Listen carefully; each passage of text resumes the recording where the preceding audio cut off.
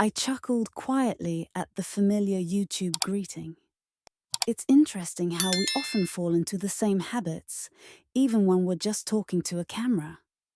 But that's not what I wanted to discuss today.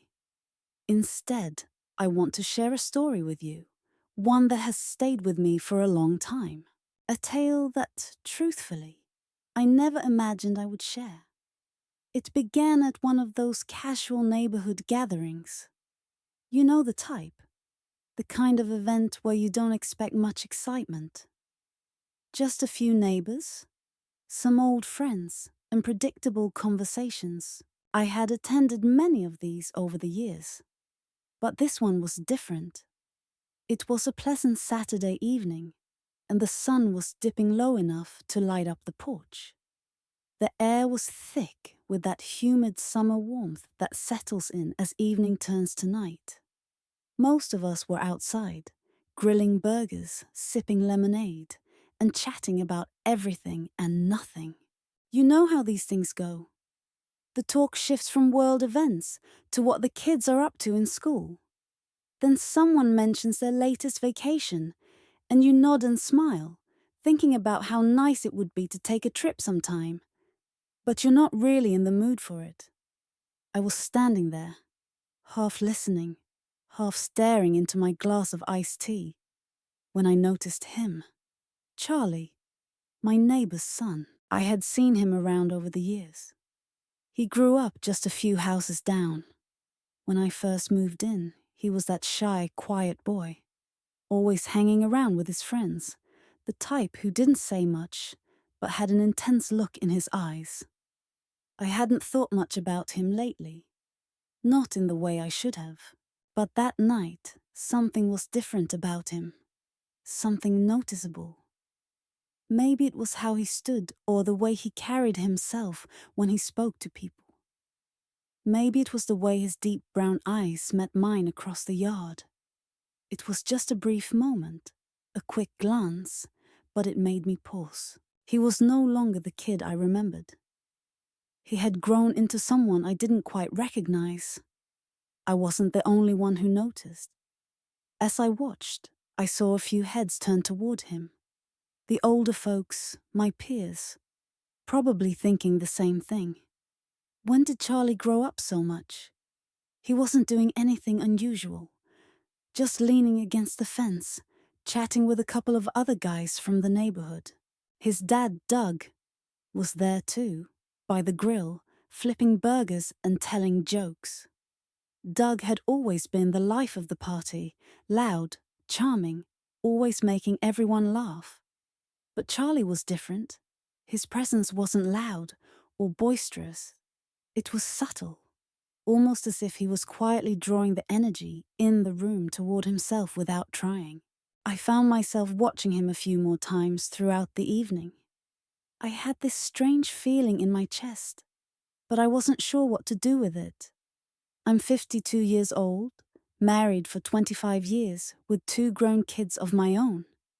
I hadn't thought about men in any way, other than the occasional polite smile at neighborhood functions in years. I had built a life that was comfortable and predictable, but there was something about Charlie that made my heart beat a little faster than I expected.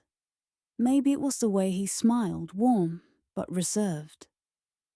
Maybe it was the way he moved, graceful but purposeful. I'm not sure, but there it was, that feeling creeping up on me. The night wore on, and the party moved indoors as the temperature dropped.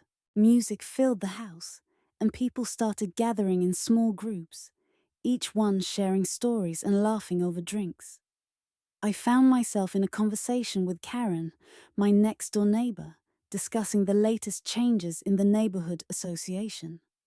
I hadn't realized how long I'd been standing there when I looked up and saw Charlie making his way towards me. My heart skipped a beat. He was standing by the punch bowl, filling up a glass, and I could feel his gaze on me from across the room. For a moment, I thought I might be imagining it. Maybe I was just being silly. But no, he was walking towards me. His movements were slow and deliberate. I suddenly felt self-conscious, unsure of what I should be doing with my hands. My posture. Why did it feel like he was the only person in the room? When he finally reached me, he didn't speak right away. He just gave me a small, respectful smile. And for the first time that night, I felt like I could breathe again. "Hi, Mrs. Emerson," he said, his voice deep and calm. I didn't even know he remembered my name. I'd always called him Charlie from a distance, but somehow it felt strange now hearing him say mine. "Hi, Charlie," I said, trying to sound casual, but something in my voice betrayed me. Maybe it was the way I said his name.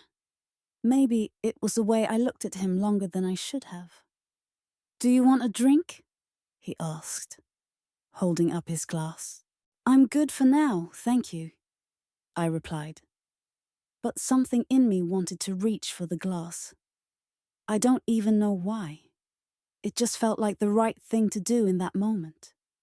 We stood there for a beat, the music swaying in the background, everyone else chatting away. But it felt like we were the only ones in the room.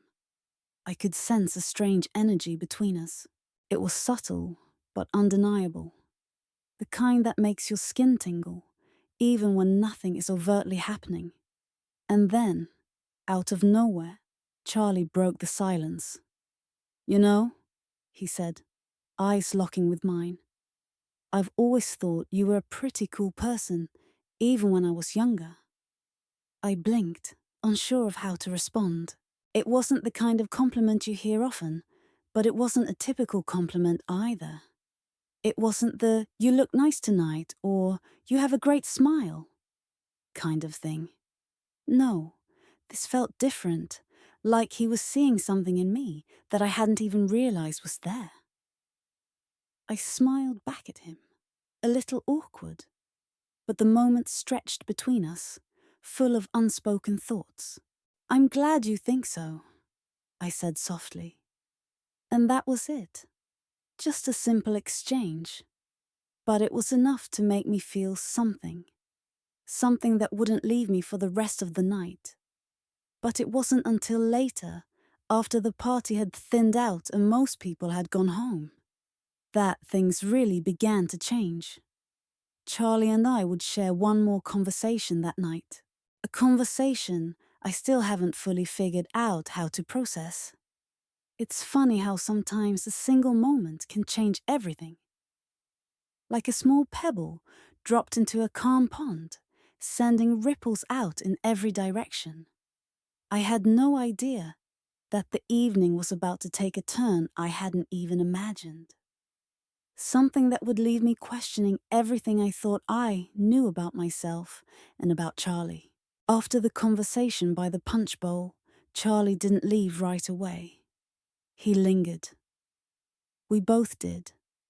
The night had already started to quiet down, with most of the guests heading out or sitting down to chat more quietly. I could hear Doug's hearty laugh in the other room, probably telling some wild story about his latest fishing trip. But Charlie and I weren't part of that scene. It felt like we were in our own world, somewhere between the music and the distant sounds of laughter. "Do you need help cleaning up?" I asked him, trying to offer something practical, something that would ease the tension building between us. I wasn't sure why I felt it, this strange mix of curiosity and something else, but I figured it was the right thing to do. Help out, like any good neighbor would. Charlie shook his head slowly. "No, it's fine. I don't know. I wanted to talk to you for a minute." His words made my heart skip again. There it was, that feeling again. He was speaking to me like we had some unspoken connection, like we shared some understanding that no one else did. I hadn't expected this, hadn't expected to feel so seen. I nodded, trying to mask the nervousness I suddenly felt. "Sure, what's on your mind?" Charlie hesitated, his gaze flickering for a moment to the door, like he was looking for someone. Then he turned his focus back to me, his eyes deep and searching, like he was trying to decide whether to say something he'd been holding inside for a long time. It was that hesitation that sent a chill down my spine, a sense of anticipation that I couldn't shake. "I've been thinking about something," he began, his voice low, almost hesitant, like he wasn't sure if I was the right person to share this with. It's going to sound weird, but I need to say it." I raised my eyebrows, surprised. "Charlie, you can tell me anything." He chuckled, but it wasn't his usual easy laugh this time. It was a little tight, a little unsure. "I don't know. I guess it's just hard to explain." For a moment, we stood there in silence. The room felt colder now, even though the night air hadn't changed. I could hear the faint hum of the refrigerator in the kitchen, the clinking of glasses from the other room, but everything felt muffled, distant, as if this conversation was the only thing that mattered in that moment. "Okay, you're making me nervous," I said, trying to break the tension, though I could tell my own voice betrayed me. I wasn't nervous. I was terrified, but I couldn't show that. Not to Charlie.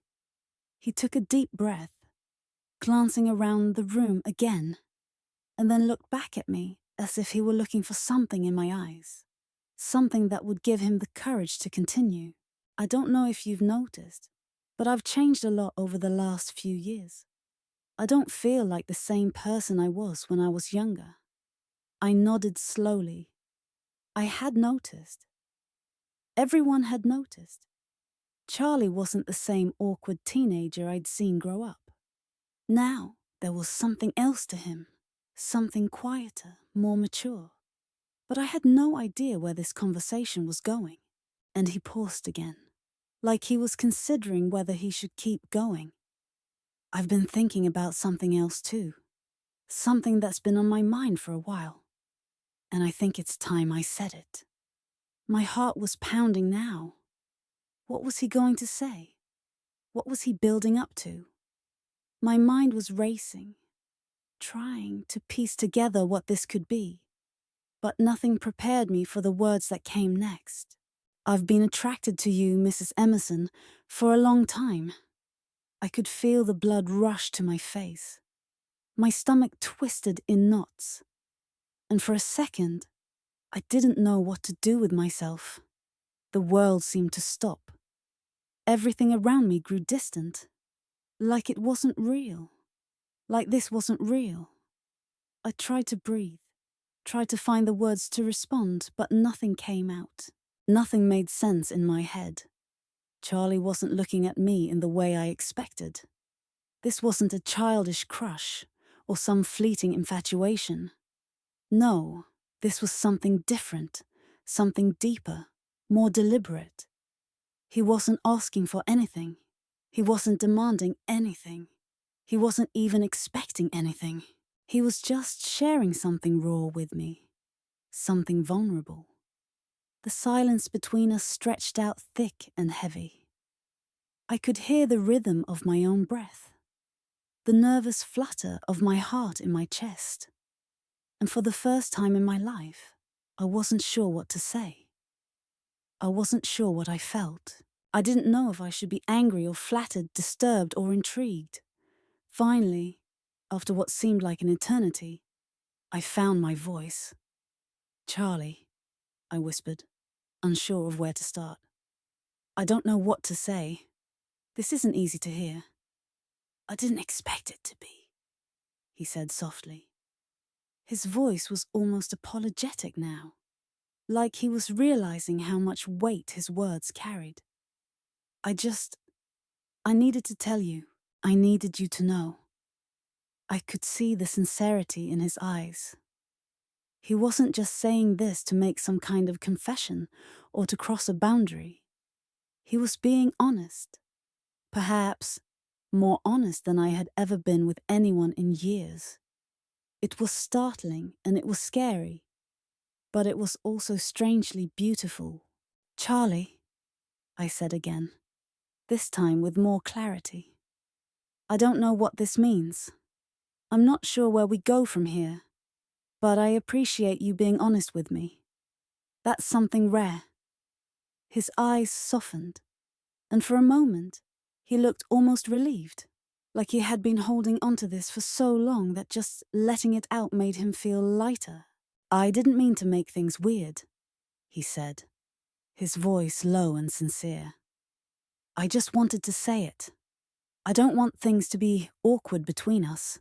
They won't be, I assured him. But the truth was, things already were awkward, and I wasn't sure how we would navigate the road ahead. But something inside me whispered that it might just be worth figuring out. We stood there for a while, neither of us knowing quite how to move forward. But it was in that moment that I realized how much I had changed, too. There was something in me, something I hadn't even been aware of, that had been unlocked by his honesty, his vulnerability. I couldn't quite put my finger on it, but for the first time in years, I was aware of a deeper part of myself, something I'd been hiding for too long. And somehow, even though I didn't know exactly what was going to happen next, I knew that the night hadn't been about the party at all. It had been about something much more personal, something that had nothing to do with age or status or expectations. It had been about connection.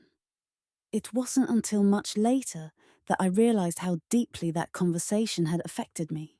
The hours passed, and the party dwindled to nothing but quiet murmurs and the occasional shuffle of people heading to their cars. The remaining few lingered outside, trading final goodbyes under the amber glow of the porch light. But Charlie and I, we had retreated to that quiet place where everything felt suspended in time. I couldn't stop replaying his words in my mind. I've been attracted to you, Mrs. Emerson, for a long time. I could still hear the echoing inside me, like the soft hum of a song stuck on repeat. At first, I had been shocked, flustered, unsure how to respond to such a bold, unexpected confession.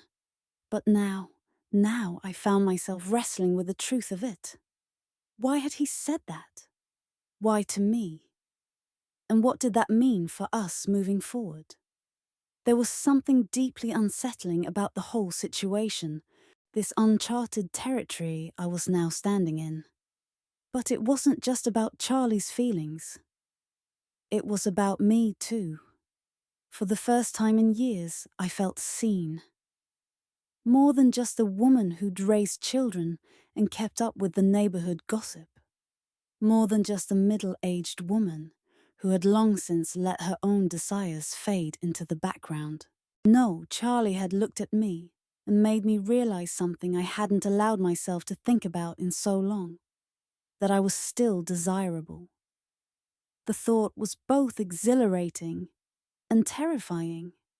At 54 years old, I had long ago accepted the changes in my body, the shifts in my appearance that come with time. And I had learned to embrace the comfort of being an older woman, someone with experience, with wisdom, who had seen life unfold in ways that most young people hadn't yet understood. But in all that, I had forgotten about desire. The kind of desire that makes your stomach flutter and your heart race.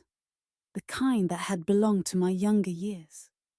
To hear Charlie, someone young enough to be my son, admit to it so openly, it shook something loose inside me. As the evening wore on and I finally found my way to the door, I saw Charlie again. He was standing near the driveway, his car parked just beyond the curve. His back was turned to me, but when I stepped outside, he must have felt my presence because he turned around. Going home? I asked, my voice steady despite the storm of emotions swirling inside me. Yeah, he said, his tone more subdued than it had been earlier. I should probably head out. I'll walk you to your car, I said. before I could think better of it. I don't know why I offered to walk him. Maybe it was the lingering feeling between us. Or maybe it was just the need to keep this conversation going, because truth be told, I wasn't ready to let go of it. Not yet. We walked down the driveway in silence, the gravel crunching beneath our feet. The warm evening air had cooled slightly, and the stars were just beginning to dot the sky, faint and distant. You know, Charlie began breaking the silence. I don't expect anything from you. I just wanted you to know how I feel. I nodded, appreciating the clarity in his voice, but I wasn't sure how to respond. Part of me wanted to reassure him that everything was okay, that nothing had changed, but I also knew that things had changed. In that moment, I wasn't sure where we stood anymore. I understand, I said quietly, and I appreciate your honesty. But I need you to understand something too, Charlie. Just because you feel this way doesn't mean that I feel the same or that anything should come of it. He stopped walking for a moment, his face a mixture of understanding and something else, something deeper. His gaze softened as he looked at me, and I realized that in some ways he wasn't asking for anything. He wasn't expecting me to suddenly throw all reason aside and leap into whatever idea he had in mind. I know, he said, his voice barely above a whisper. I didn't want to make you feel uncomfortable. You didn't, I assured him. But we both need to be careful. There's a lot more to think about than just feelings.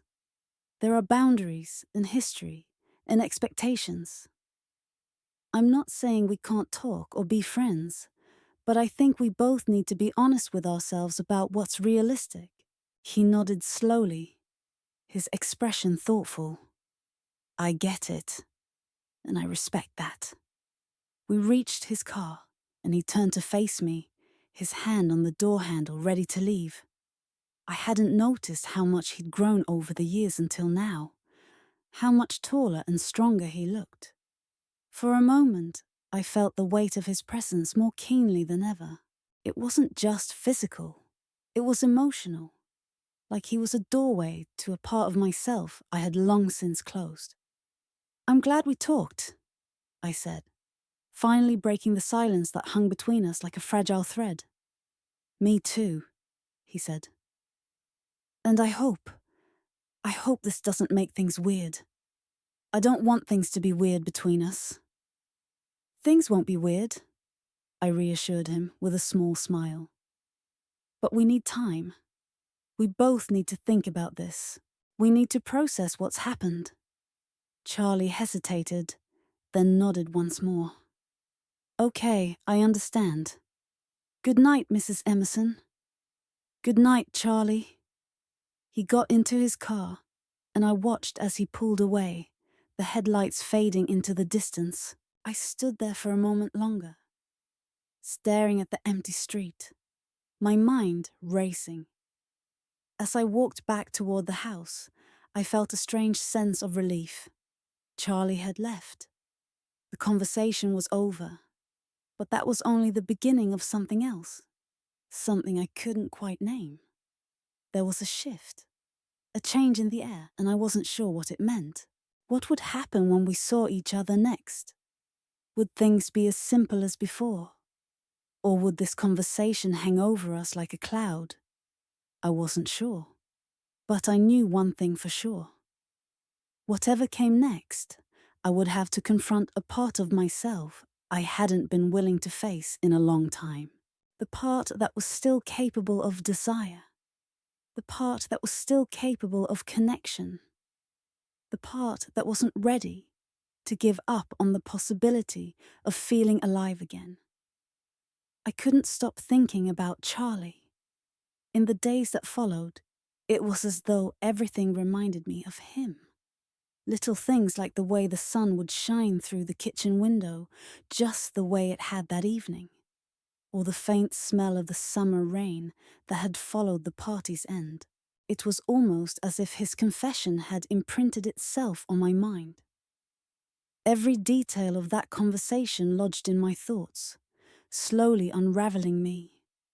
I told myself that I was overthinking it, that I needed to focus on my daily routines, work, family, my friends. But that wasn't the truth, was it? The truth was I couldn't escape the fact that I had been deeply affected by what Charlie said. And not just in the way I had initially thought, like some fleeting fancy or passing thought. No, it was deeper than that. His words had stirred something inside me that I wasn't ready to face. I kept replaying his face in my mind, the way he had looked at me with such sincerity, such openness, like I was someone worthy of his feelings. And I felt something stir in me in return. Not in the way that I had imagined, not in the romantic sense necessarily, but something more primal, a reminder of the fact that I too was still human, still capable of feeling. But that didn't make it right, did it? I remember the morning after the party, standing in front of the bathroom mirror. My reflection stared back at me, older, more seasoned, but still yearning for something I couldn't quite define. I could feel it in the way my heart thudded in my chest, in the way my thoughts would race, and even in the way I'd catch myself staring out the window at Charlie's house, wondering what he was doing. I couldn't explain it, but the connection between us felt real. But that was the problem. It wasn't real, at least not in the way it would have needed to be for something like this to work. I was older than him, much older. I had responsibilities, a life that, while simple, was mine. I couldn't just toss it all aside because a young man had expressed feelings for me. Yet, I couldn't ignore that part of me that was curious. The part of me that just the night before had found myself asking if there was more between us than just a casual neighborly connection. If perhaps there was something deeper, something neither of us had known how to express before. I saw Charlie again a few days later as I was watering my plants on the front porch. He was walking by, headphones in, the familiar stride of youth that always made him look like he had somewhere important to be. "Charlie," I called out, my voice unexpectedly shaky. He paused, removed his headphones, and looked over at me. The way his face lit up at seeing me made my heart flutter, though I hated how easy it was to feel this way. "Mrs. Emerson," he said, his voice casual, though I could see the small tension in his shoulders. I wiped my hands on the side of my shorts and stood up straight, trying to make myself look more collected. "I wanted to talk for a minute," I said. The words felt like they were clawing their way out of my throat. I didn't know what I wanted to say, but I knew I needed to say something. Charlie gave a small, unsure smile. "Sure. What's up?" I motioned for him to sit, and after a moment's hesitation he did, settling down on the porch steps next to me. The silence between us was thick, the weight of what had transpired hanging heavy in the air between us, in the space where words couldn't quite reach. "I've been thinking about everything we talked about," I began, my voice soft but steady. Charlie nodded, his gaze focused on the ground. "I know. I've been thinking about it too." I took a breath, my hands trembling slightly as I crossed them over my knees. "I just want to make sure we're on the same page. That night, what you said, I wasn't expecting it. I'm still not sure what to make of it." "Neither am I," he admitted quietly, his voice tinged with a bit of guilt. "I didn't mean to make things weird. I just needed you to know." "I appreciate that," I said. though I could tell that we both were trying to navigate something we hadn't anticipated. But we need to think about what's right here, what's real. He was quiet for a long time, and I could see the struggle in his eyes, the same hesitation, the same depth of thought that I had seen that night. He wasn't a typical young man, not at all. There was something older about him, a seriousness that belied his years. But that seriousness wasn't enough to change the fact that the world around us would not accept what we were feeling, what we were on the verge of. "I don't know what to do with all this either," he finally said. "But I don't want to mess things up with you. I don't want to make it weird. I guess I wanted to know if you felt something too. Even just a little bit." I looked at him, my heart aching with the weight of his vulnerability. He was asking for something big and honest, and I couldn't help but admire him for it. But as much as I admired him, I also knew what had to be said next. "I do feel something, Charlie," I said, my voice breaking slightly, though I forced myself to look him in the eyes. "But it's not the same thing you feel. It can't be. Not in the way you want it to be." Charlie didn't say anything for a long while, just looked at me, his expression soft and understanding. And then he gave me a small smile, the kind that made my chest tighten, and said, "I get it." And in that moment, I felt the heaviness between us ease just a little bit. It wasn't resolved, not completely, but it was a start. "Thank you," I said quietly, unsure if I meant it for the conversation we just had, or for the way he'd handled it with such maturity. "We're okay, Charlie, but we have to stay in our place. This can't go anywhere." He nodded again, and I could see the sadness in his eyes. But there was also something else, something that made me think. Maybe, just maybe, he understood. "I get it," he repeated. "But thank you, Mrs. Emerson, for listening, for understanding."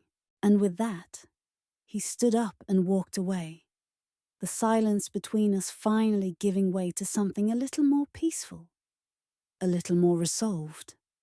I watched him go, my heart still heavy, but strangely lighter than before. As I returned to my plants, I realized something. That this had been a moment of growth for both of us, a moment where we'd learned something about our own desires, our boundaries, and the connections we are capable of. Charlie had given me something valuable that night, something that wasn't about romance or physicality. He had reminded me that I was still capable of feeling deeply, of feeling alive.